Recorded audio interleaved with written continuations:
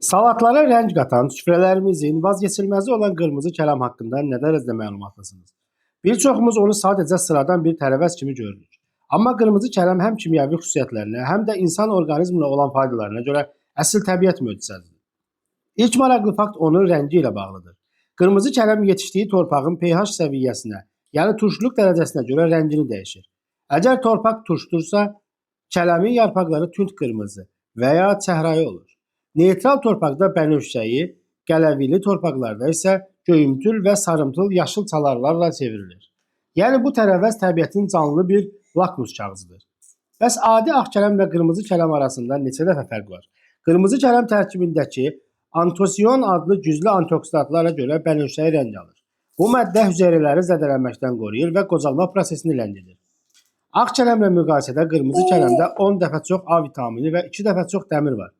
A vitamini göz sağlamlığını, görmə itiliyini qorumaq üçün vacibdir. Eyni zamanda tərkibindəki C vitamini sitrus meyvələrindən heç də geri qalmır. Cəmi bir pay qırmızı kələm salatı günlük C vitamini ehtiyacınızın böyük hissəsini ödəyir. Qırmızı kələm yüksək antioksidant tərkibi sayəsində immuniteti möhkəmləndirir, damarları təmizləyir və qan təzyiqini tənzimləyərək ürək-damar xəstəlikləri riskini azaldır. Bol lif tərkibi sayəsində mədə-bağırsaq sistemini işini normallaşdırır. Maddələr mübadiləsini sürətləndirir və toxluq hissi yaradır. Arıqlamaq istəyənlər üçün ideal seçimdir. Sümüklərin və dişlərin möhkəmlənməsi üçün lazımi K vitamini və kalsiumla zəngindir. Qırmızı kələmlə yemək bişirənlərin ən böyük problemi onu bişirərkən rənginin solması və tünd boza çalara çevrilməsidir. Bunun qarşısını almaq üçün çox sadə bir üsul var. Qırmızı kələmi bişirərkən və ya qızardarkən üzərinə bir neçə damcı limon şirəsi, alma sirkəsi və ya turş alma dilimləri əlavə edin.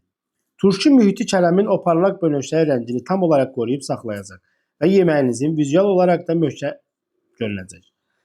Gördüyünüz kimi qırmızı kələm sadəcə dadlı bir tərəvəz deyil, həm də aptek rəflərindəki vitaminləri əvəz edə biləcək bir qidadır. Həftəlik rasionunuza qırmızı kələmi əlavə etməyi unutmayın.